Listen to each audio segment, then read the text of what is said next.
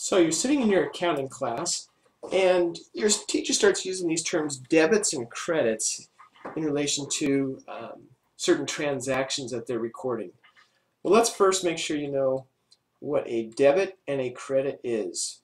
A debit simply means that you've recorded something on the left-hand side. So for example, if we're talking about an asset, and I debit an asset, that means you recorded a left-handed entry on the asset account.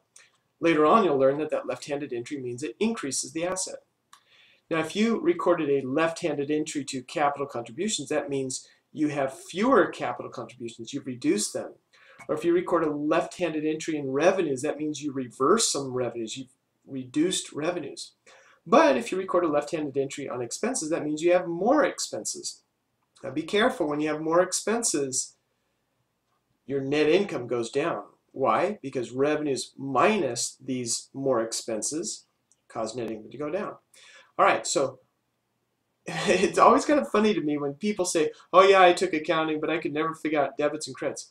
Well, all you need to figure out about a debit is that it means the word left. Now, naturally, you'll need to know how you apply this concept, but when they tell me they couldn't figure out what a debit or credit was, it's just another word for left.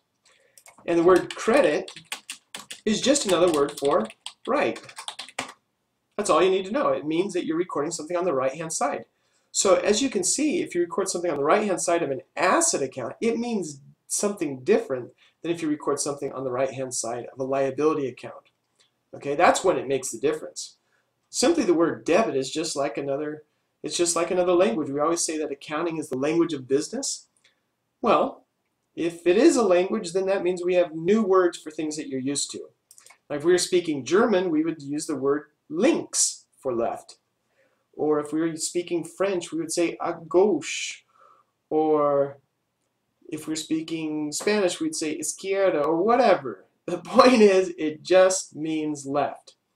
Once you know whether it's left or right, then you go to the account and you say, okay, what does that mean for this account? Let's just give an example.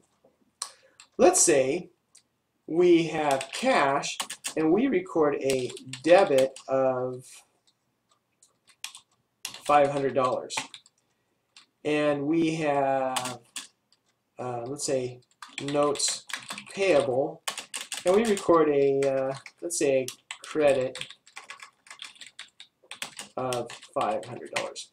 Okay, now obviously this is the left and this is the right, debit, credit. I just put in the word debit, credit so you can see that.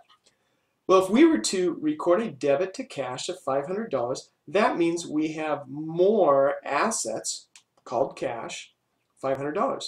And if we record a credit to liabilities, that means we have more liability of $500. And as you can see, our balance sheet equation here stays in balance. Assets went up 500, liabilities went up 500. Okay, now here's what you need to remember. You need to remember which accounts are increased on the left and which ones are increased on the right. Okay, here's an easy way to remember. Learn the balance sheet equation. And by now, you should have already learned the balance sheet equation. Assets are equal to liabilities and equity.